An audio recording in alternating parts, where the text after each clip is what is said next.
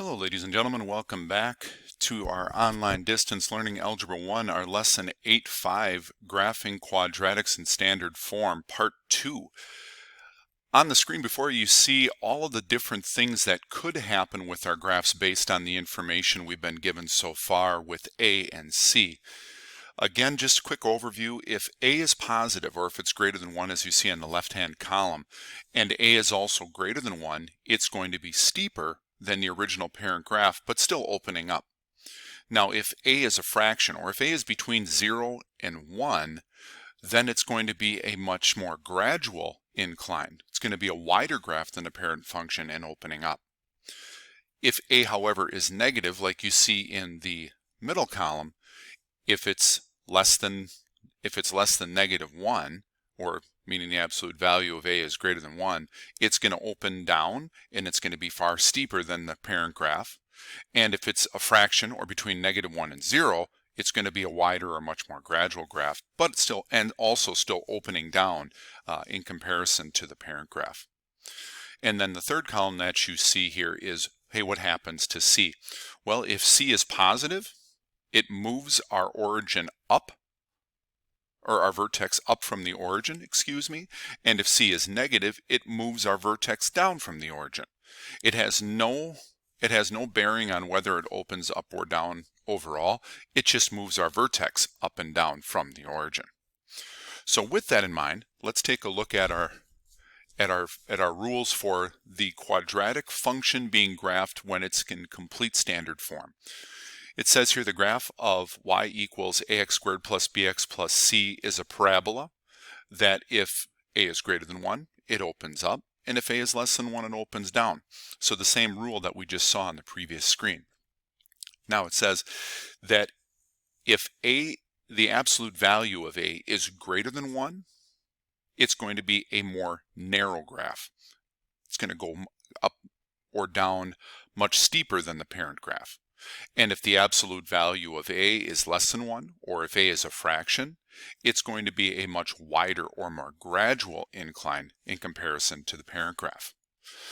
Now, when we have ax squared plus bx plus c, you cannot assume that the vertex is going to always be at 0 for x. The reason is because now we bring b into play.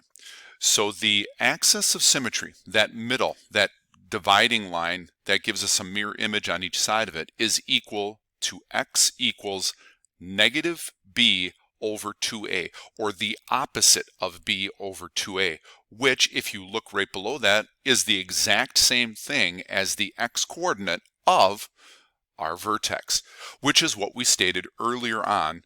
The x of our vertex and the axis of symmetry were always the same. Up to this point, they've always been 0.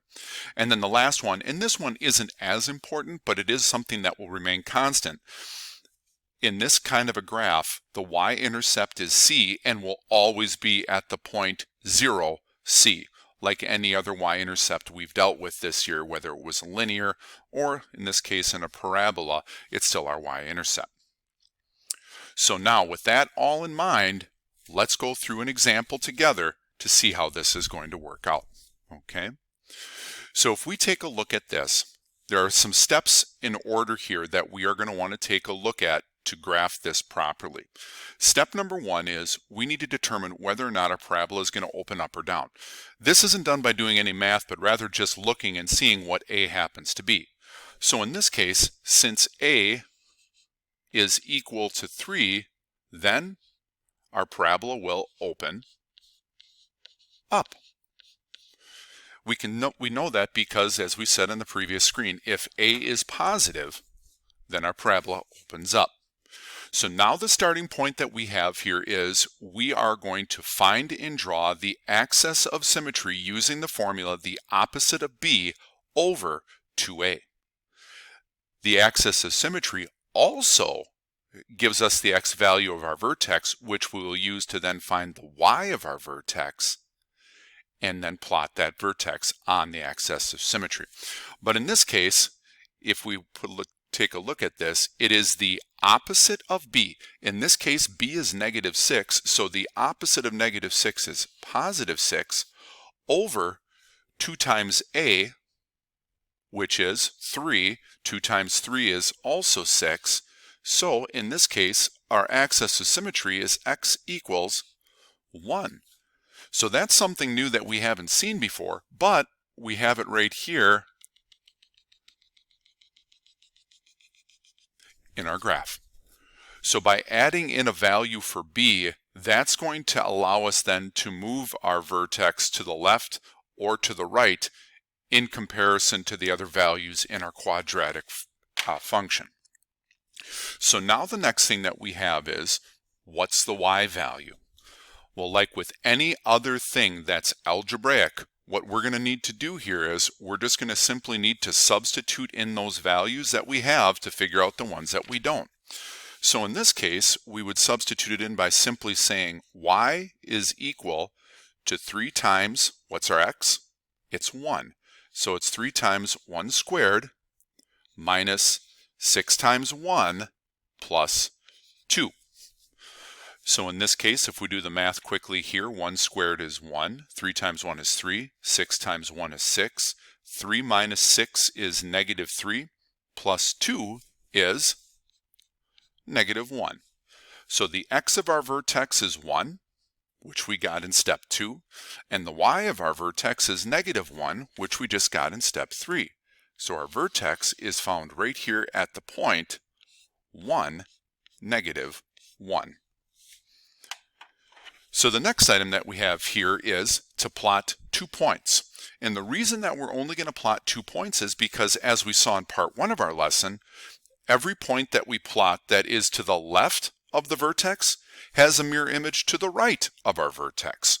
So if we take the 2x values that are directly to the left of the vertex, we would be plugging in 0 and we'd be plugging in negative 1.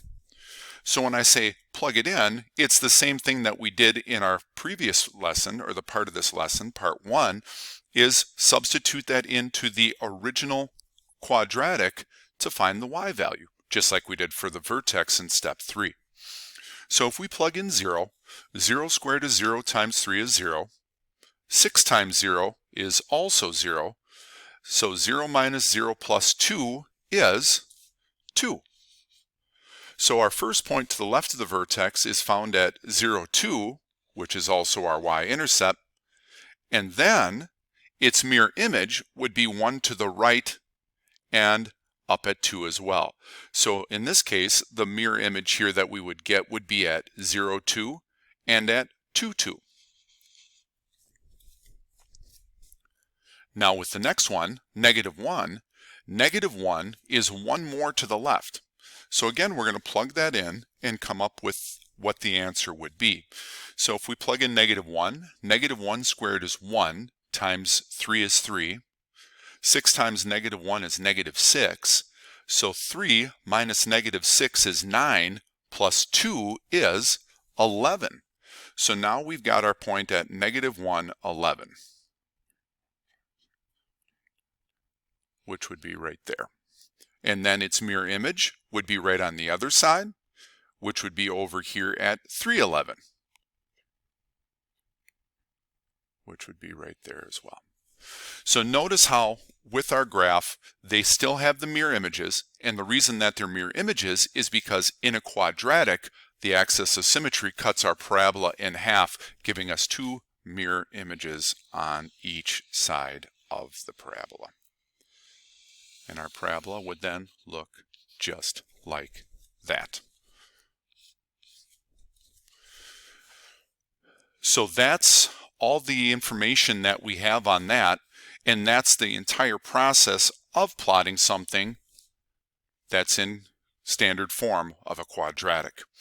In this case, the final thing that we could take a look at would be the domain and the range. So the domain, remember, are the x values. And again, since we're not limited by anything going left or right, the domain again for this would be all real numbers. X equals all real numbers. The range, remember, is set by what's the y of our vertex, and are we going above that vertex or are we going below that vertex? In this case, the y of our vertex is negative 1.